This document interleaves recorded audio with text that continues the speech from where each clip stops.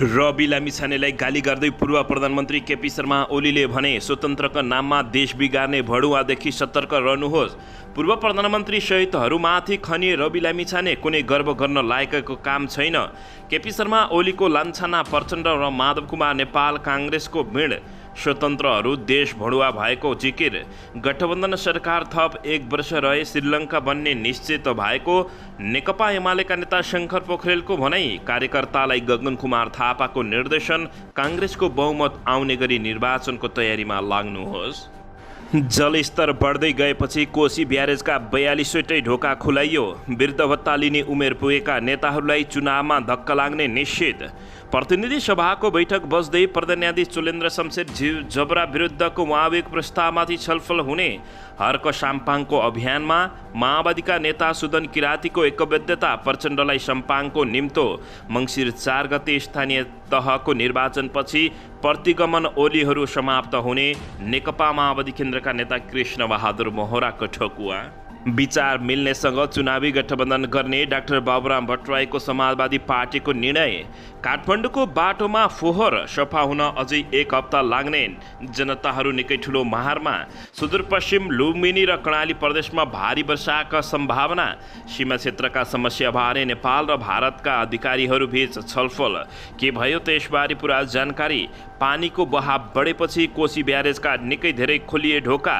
प्रकाशमानको प्रधानमन्त्री बन्ने चाहना। प्रधानमन्त्री बनेर देशलाई हाँके भने विकासको लहर ल्याउँछु भन्दै गरे यति ठुलो घोषणा।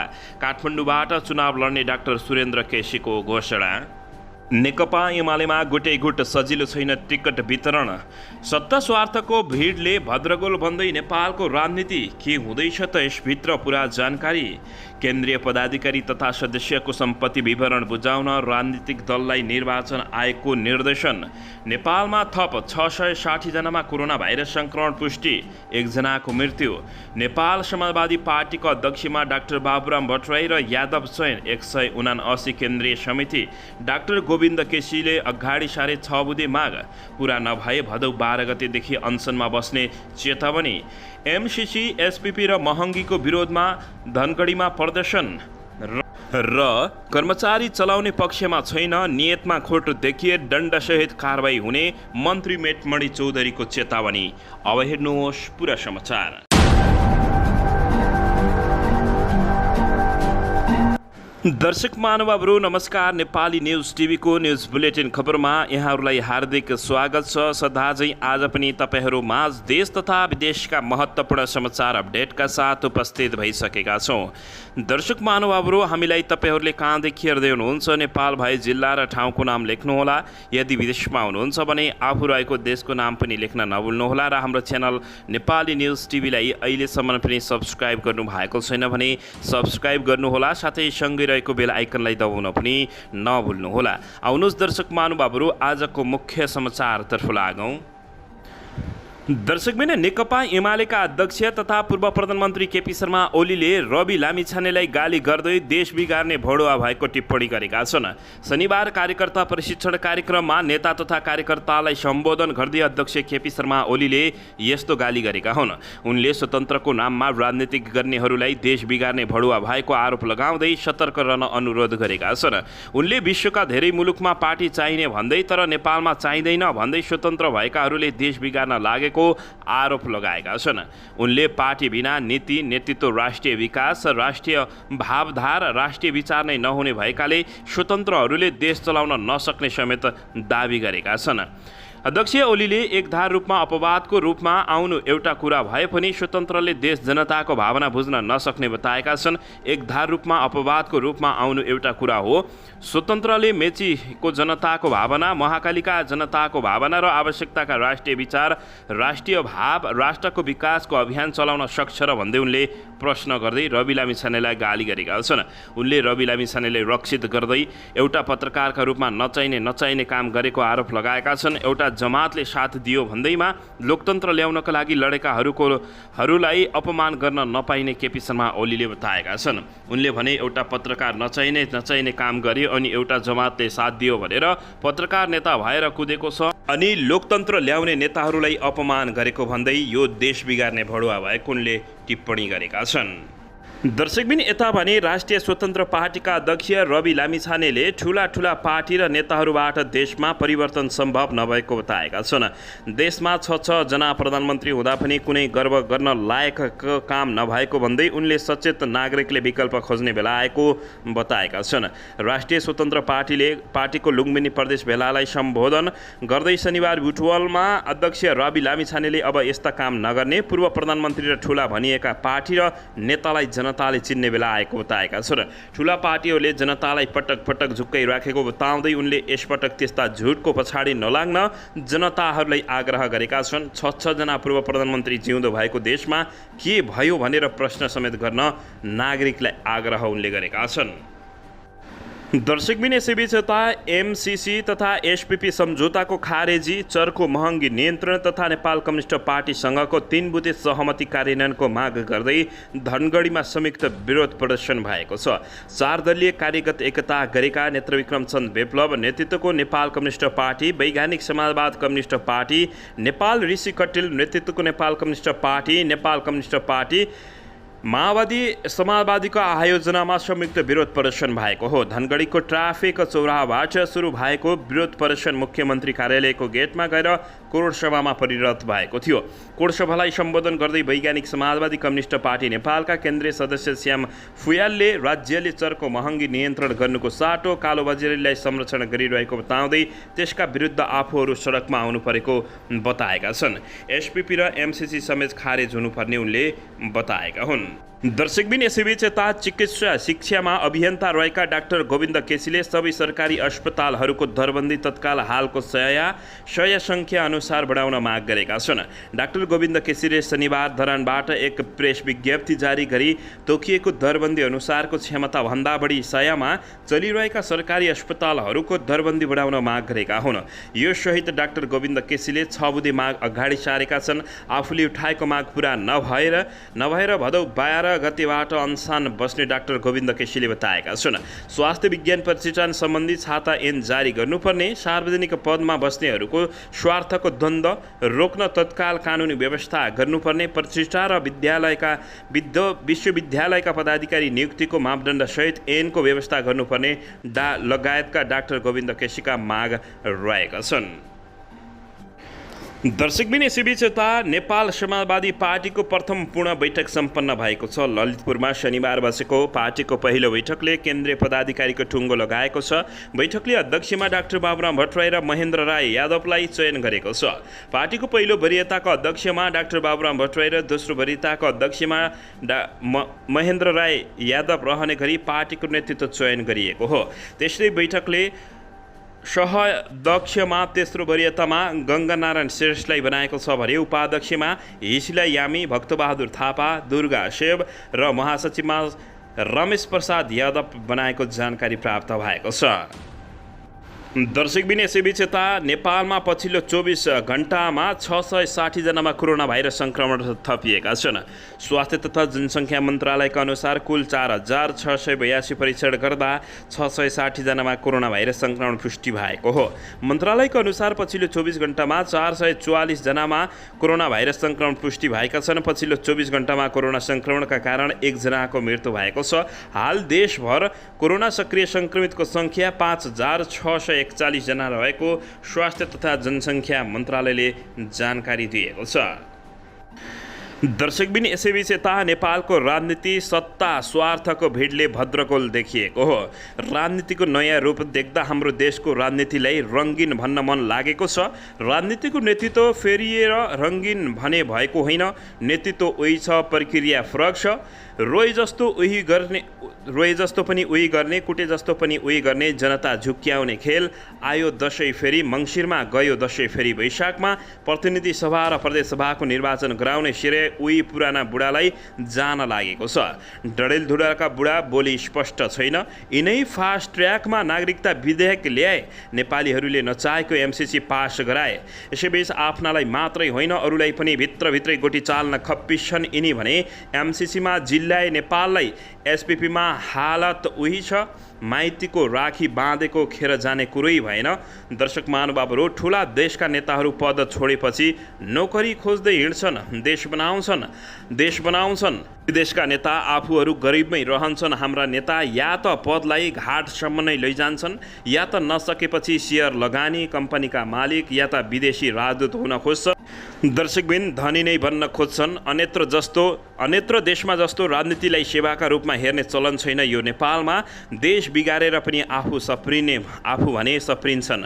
संघीयताको आगमनसँगै राजनीतिको निजीकरण भएको छ। नेताको रोजगारी बढेको छ, जनतालाई घाटा परेको छ। दर्शकबिन, सत्ता स्वार्थले नेपाल यति बेला अस्तव्यस्त देखिएको छ।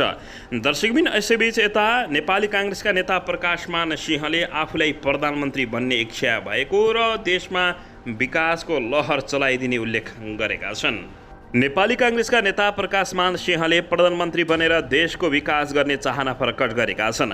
शनिबार काठमाडौँमा आयोजित गुहेश्वरी बाल शिक्षा माध्यमिक विद्यालयको नवनिर्वाचित भवन उद्घाटन एवं सम्मान तथा पुरस्कार वितरण समारोहलाई सम्बोधन गर्दै उनले फर्स्ट म्यान भनेर देशको विकास गर्ने चाहना राखेका छन्। उनले आफूले पार्टी र सरकारमा रहेर विभिन्न तहमा काम गरिरहेको अनुभव रहेको बताउँदै अबको चाहना वान म्यान बनेर देशको सेवा गर्न चाहेको बताएका छन्। उनले असल नियत भएको र लोभ नभएको नेताहरू ठाउँमा पुगेपछि देशको कसरी कायापैलट र विकासको लहर ल्याउँछु भन्ने कुरा आफू प्रधानमन्त्री बनेपछि जनताले अनुभव गर्ने बताउँदै उनले प्रधानमन्त्री बन्न खोजेको चाहना व्यक्त गरेका छन्। दर्शकबिन, यसैबीच यता महिनौदेखि उपत्यकाका लगायत अधिकांश स्थानीय तहमा फोहोर व्यवस्थापन हुन सकेको छैन। 2 साता अघि शहरी विकास मन्त्रालयले बन्चरे डाँडा ल्यान्डफिल्ड साइट जाने बाटो निर्माण गर्न 1 साता बन्द गरेको थियो। त्यति बेला वर्षाको कारण करिब 10 दिन जति फोहोर उठ्न नसकेको अवस्थामा पछिल्लो समय फोहोर नफ्याँक्न गरेको आग्रहलाई व्यवस्था गरेपछि काठमाडौँ महानगरपालिकाले बाटोको फोहोर नउठाई घरबाट निस्केको फोहोर मात्र उठाउन थालेको छ। अब करिब 10 दिनदेखि थपिएको घरको फोहोर भोलिबाट मात्र उठ्ने भएको छ। काठमाडौँ महानगरपालिकाको आग्रह मान्ने जनताको घरमै गएर फोहोर उठाउन थालेका र बाटोको फोहोर भने 2 दिनपछि मात्रै उठाउने जानकारी दिँदै काठमाडौँ महानगरपालिकाले वातावरण व्यवस्थापन विभाग ल्यान्डफिल्ड साइटका इन्जिनियर सरकार दीप श्रेष्ठले भने काठमाडौँ महानगरपालिकाले सार्वजनिक सूचना जारी गर्दा समेत अटेर गरी घरको फोहोर बाटोमा फाल्नेपछि केही दिन बाटोमा फोहोर नउठाउने भएको उनले बताएका छन्। महानगरले 1 साता यता दैनिक करिब 200 ट्रक फोहोर व्यवस्थापन गरेको छ। हिजो शनिबार 243 टन फोहोर बन्चरे डाँडा पुर्याइएको इन्जिनियर श्रेष्ठको भनाइ रहेको छ। दर्शकबिन, यसैबीच नेकपा माओवादी केन्द्रका उपाध्यक्ष समेत रहेका कृष्णबहादुर महराले आगामी मङ्सिर 4 गते हुने सङ्घीय तथा प्रदेश सभा निर्वाचनपछि प्रतिगमन जस्ता ओलीहरूका शक्तिहरू समाप्त हुने बताएका छन्। दाङको घोराई उपमहानगरपालिकामा 12मा स्थानीयसँग भएको भेटघाट कार्यक्रममा बोल्दै महराले सो कुरा बताएका हुन्। उपाध्यक्ष महराले निर्वाचनमा लोकतन्त्र र परिवर्तनको रक्षामा लाग्ने दलहरू जनअनुमोदित हुने दावी समेत गरेका छन्। अहिले मुलुकमा अग्रगमन र प्रतिगमनकारी शक्तिहरूबीच पेचिलो सङ्घर्ष भइरहेको उल्लेख गर्दै पूर्व सभामुख समेत रहेका कृष्णबहादुर महराले निर्वाचनले अग्रगमनका पक्षधरहरूलाई अनुमोदित गराउने निषेध भएको बताएका छन्। नेपाली काङ्ग्रेस, माओवादी, समाजवादी केन्द्र सहितको दलहरू गणतन्त्र, संघीयता, धर्मनिरपेक्षता र संविधानको रक्षाका लागि एक ठाउँमा उभिएको बताएका छन्। एमालेको नेतृत्वमा राष्ट्रिय प्रजातन्त्र पार्टी सहितका दलहरू यो परिवर्तनलाई उल्टाउने गरी एक भएको उनले आरोप समेत लगाएका छन्।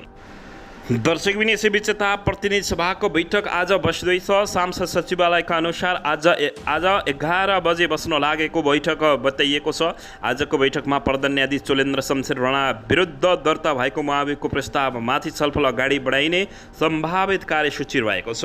सम्भावित कार्यसूचीमा 2078 फागुन 29 गतेको बैठकमा देवप्रसाद गुरुङले नेपालको संविधानको धारा 101 को उपधारा 2 एवं प्रतिनिधि सभा नियमावली 2075 को नियम 161 को उपनियम 1 बमोजिम प्रस्तुत गर्नुभएको प्रधान न्यायाधीश चोलेन्द्र शमशेर जबरा विरुद्ध दर्ता भएको महाभियोगको प्रस्तावमाथि छलफल हुने उल्लेख गरिएको छ।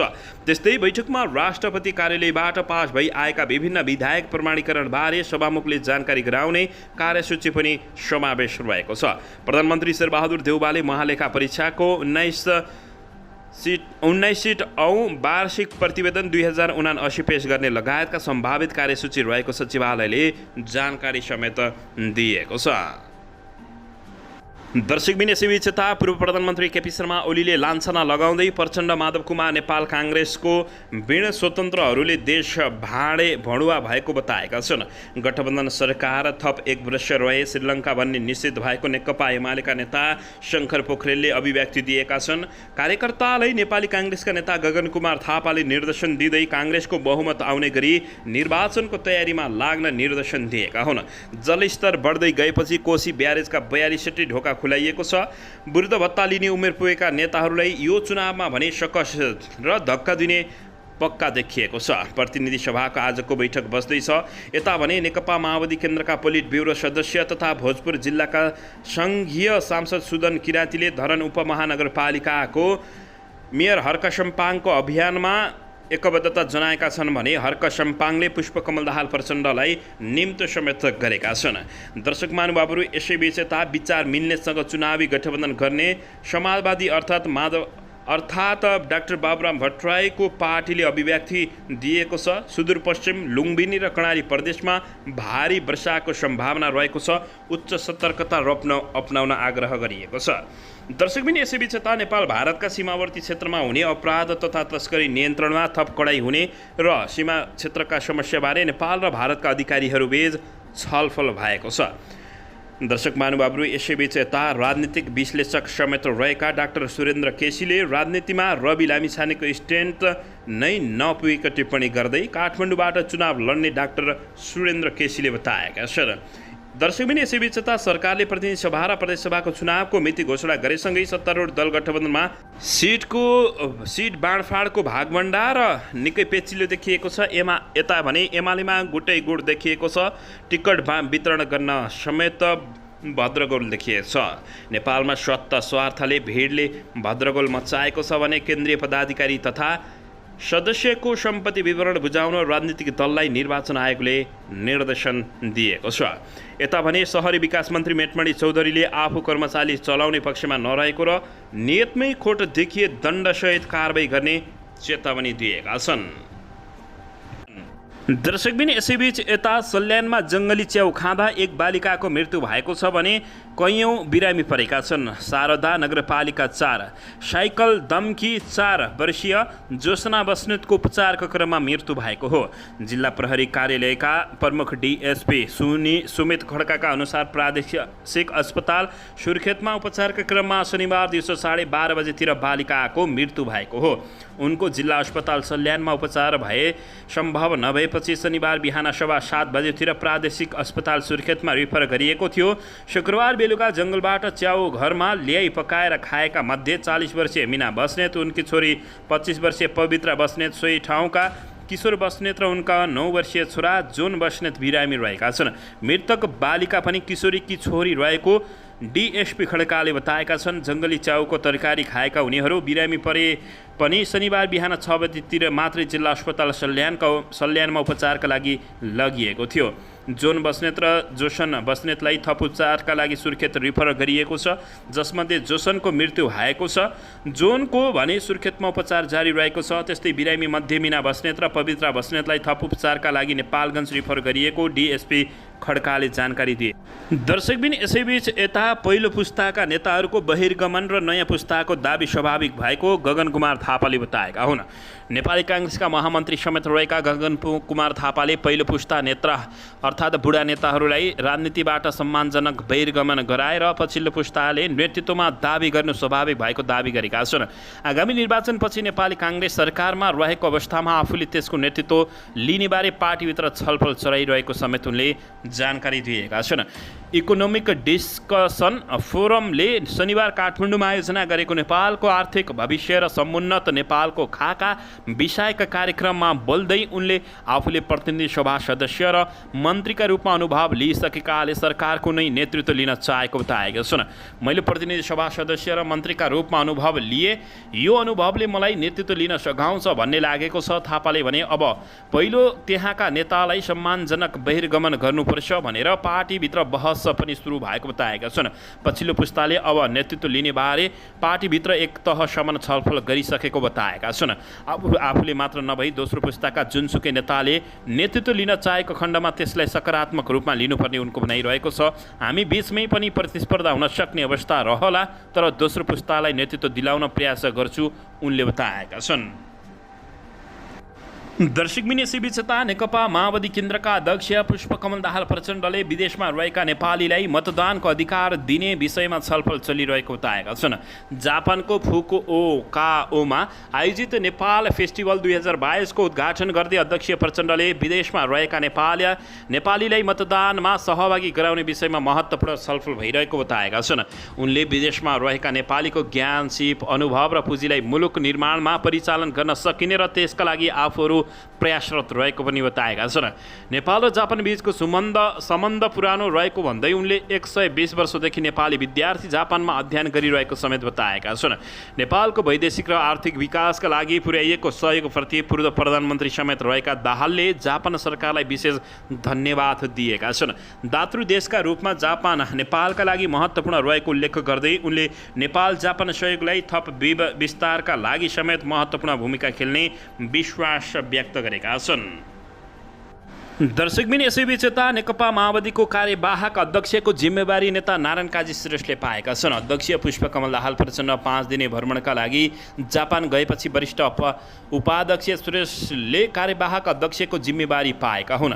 श्रेष्ठले 24 गतेसम्म कार्यवाहक अध्यक्षको जिम्मेवारी सम्हाल्ने प्रवक्ता कृष्णबहादुर महराले जानकारी दिएका छन्। जापान भ्रमणमा रहेका अध्यक्ष पुष्पकमल दाहाल प्रचण्ड 25 गते स्वदेश फर्किने समेत जानकारी प्राप्त भएसँगै माओवादी केन्द्रको कार्यवाहक अध्यक्षको जिम्मेवारी नेता नारायण काजी श्रेष्ठले सम्हालेका छन्। दर्शकबिन यसैबीच सरकारले आम निर्वाचनको मिति घोषणा गरेसँगै सत्तारूढ दल गठबन्धन चुनावी तालमेलको तयारीमा जुटेको छ। काङ्ग्रेसको प्रस्तावले वामपन्थीहरूलाई यति बेला झड्का लागेको छ। राष्ट्रपतिदेखि नै सिट बाँडफाँड गर्ने तयारी रहेको बताएका छन्। प्रचण्ड र माधव कुमार नेपाल कम्युनिस्टको नाममा गद्दार भएको नेकपा एमालेका नेता रघुवीर महासठले चेतावनी दिएका छन्।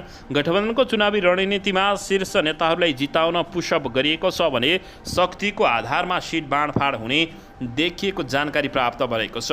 दर्शकबिन तालमेल गर्दा काङ्ग्रेसले 100 सिट पाउनुपर्छ भन्दै नेपाली काङ्ग्रेसका नेता डाक्टर शशाङ्क कोइरालाले बताएका छन्। विवादित भनेको अस्ट्रेलिया भ्रमण सकेर स्वदेश फर्किए प्रधान सेनापति शर्मा फर्किएका छन् भने काङ्ग्रेसले बहुमत ल्याउने गरी निर्वाचनमा लाग्न गगनकुमार थापाले निर्देशन दिएका छन्।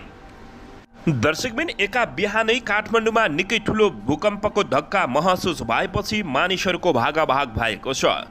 आज बिहान 5:26 नुवाकोटको बेलकट गरी केन्द्रबिन्दु भएर 5.3 रेक्टर स्केलको भूकम्प गएको राष्ट्रिय भूकम्प मापन तथा अनुसन्धान केन्द्रले जानकारी दिएको छ। केन्द्रका अनुसार यो 2072 सालकै भूकम्पको प्रकम्पका रूपमा रहेको जानकारी दिएको छ। काठमाडौँ उपत्यका सहित आसपासका जिल्लामा पनि ठुलो भूकम्पको धक्का महसुस गरिएको छ। अहिलेसम्म बारे क्षतिबारे कुनै जानकारी नआएको जिल्ला प्रहरी कार्यालय नुवाकोटले जानकारी दिएको छ। यसअघि आइतबार बिहान 8:13 जाँदा खोटाङको सकेला गाउँपालिका केन्द्रबिन्दु भएर 6 रेक्टर स्केलको भूकम्प गएको थियो। त्यसको पनि काठमाडौँ लगायतका आसपासका जिल्लामा धक्का महसुस गरेको थियो भने निकै धेरै घरहरू ध्वस्त भएका थिए।